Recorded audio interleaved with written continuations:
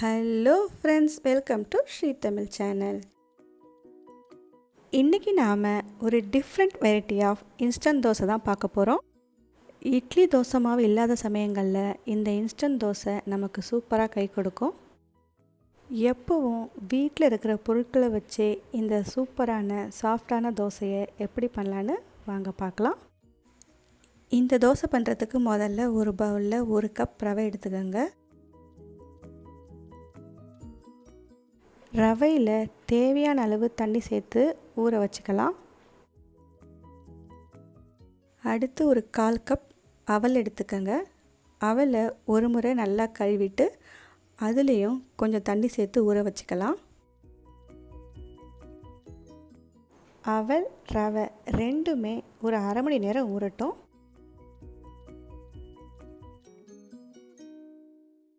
அரை மணி நேரத்துக்கு அப்புறம் பார்த்தீங்கன்னா ரவை அவல் ரெண்டுமே நல்லா சாஃப்டாக ஊறி வந்திருக்கும். இப்போ இது ரெண்டையும் ஒரு மிக்ஸி ஜாரில் சேர்த்துக்கலாம். இப்போ இது கூட ஒரு அரை கப் தயிர் சேர்த்துக்கலாம். தயிர் ரொம்பவும் புளிச்சிருக்கக்கூடாது. இப்போ இது எல்லாத்தையும் சேர்த்து ஒன்றா நைஸாக அரைச்சி எடுத்துக்கலாம். இப்போ பார்த்தீங்கன்னா நம்ம நல்லா அரைச்சி எடுத்தாச்சு. இதை ஒரு பவுலுக்கு நம்ம மாற்றி வச்சிடலாம்.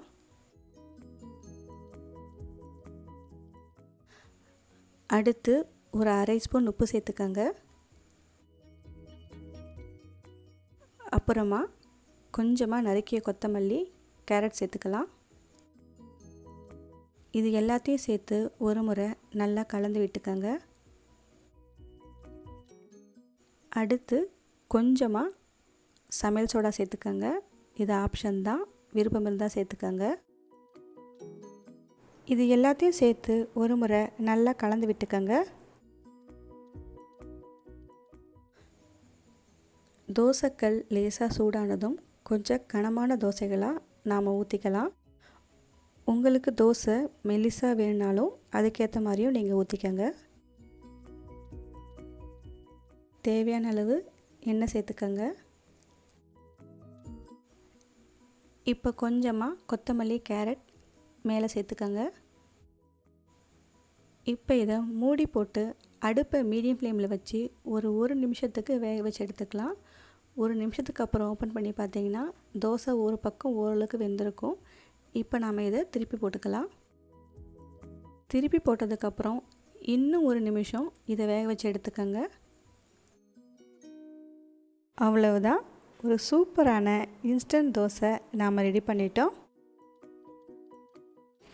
இந்த தோசை தேங்காய் சட்னி, கார சட்னி, சாம்பார் அப்படின்னு எல்லாத்துக்கூடையும் ரொம்ப சூப்பராகவே இருக்கும்.